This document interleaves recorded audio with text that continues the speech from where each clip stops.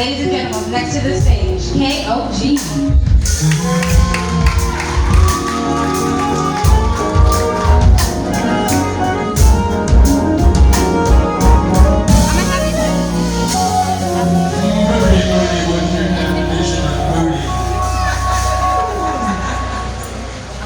Let me move this up a little bit or else I'll be... Alright. So, the definition of booty obviously has changed, I think, quite a bit in the past 5 years, 10 years, maybe 500 years, and 5,000 years. So this one is called Bountiful Booty. Talk about it. Most of what I love mistakes itself for nothing. Holding the honest fear any man can feel, I signed up for the whole damn run. I can't get off halfway. But I'm as far south now as I'd like to come. Not afraid of the touch of steel relieves that honest fear that any man can feel. Those storms be rough and those waters are deep. The sooner it's over, the sooner we sleep. The rivers are long and the tides are steep. The wicked waters are wrong for the lives they reap. The bright blue can hide its intentions to confine our mortally revived convictions over time. So maybe as we fall to the dark depths below, we won't be blind. It's the monsters of that deep who hold the treasures we mortals forever seek. The stories of thunders beyond any sea, the visions of wonders together did feed our appetite and hunger for Leviathan's pearls. Becoming our plunder snatched up with a hurl, but slowly the waters began to swirl, and the screams of sirens averted our sails. Why did we come to these waters and follow those gales? We are no different than otters who chew on their tails but safeguard their daughters from the bite of those whales, but then prey on the stripers that swim past their view, unaware of future rudders that will sever them, not one but few. So to those that carpe diem, don't hold a gun and count to two, that fall from heaven's podium, told the sun to come for you.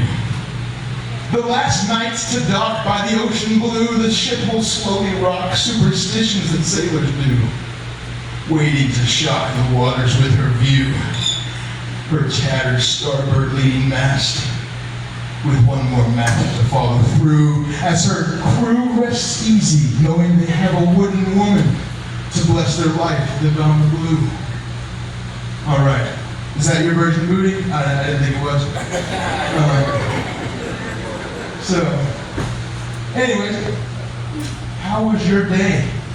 Was it good? Did you make it back home safe within the familiar dwellings you call your neighborhood? Did you see the same old red lights and street signs that seem to be paying no mind to your convenient expectations?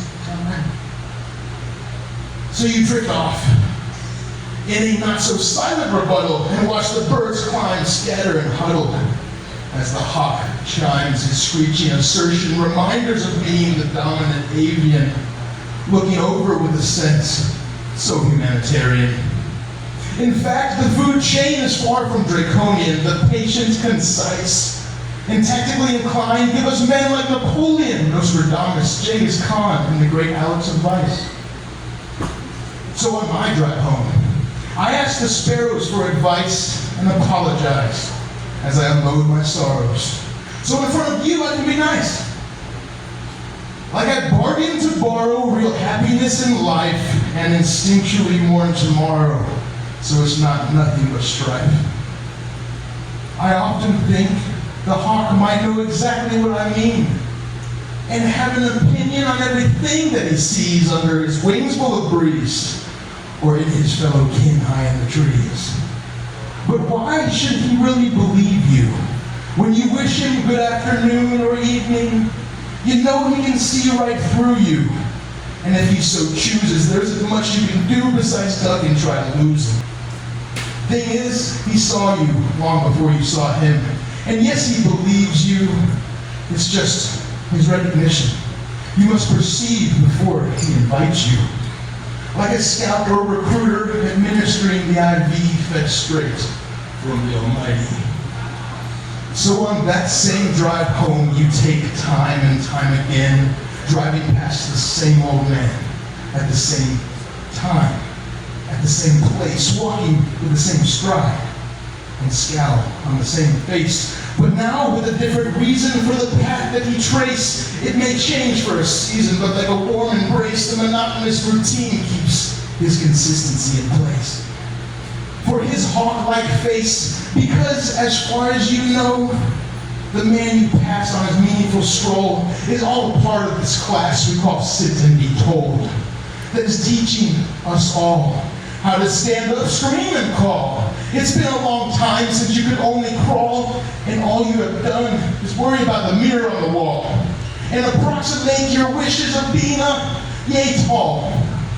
So let's examine our convictions in an effort to relocate some traditions that seem to separate the moral contradictions, preaching to the sediment upon the whale's barnacle afflictions that was the real cause of Jonah's extradition.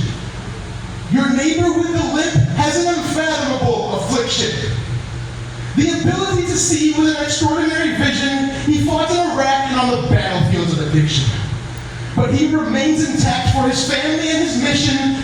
The shrapnel to his back is his rod and his staff, reminders of a wicked man's sneak attack, and memories of piled brothers in a van, sharing tricks of trade, learned in Afghanistan, unaware of a snare that is laid outside of the plan, and how brothers become bodies, piled into that same goddamn van. No, it's not a fucking hobby why he doesn't walk with a grin. It's all that time he spent in hell's lobby that created the shape that he's in. So in the future, when he's called a sour old man, he will still walk alone, performing his ritualistic glide.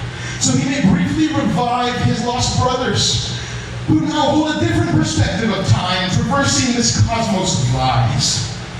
So this week, just keep on rehearsing your greetings to the hawk that climbs towards the sky, singing lonely old you driving by.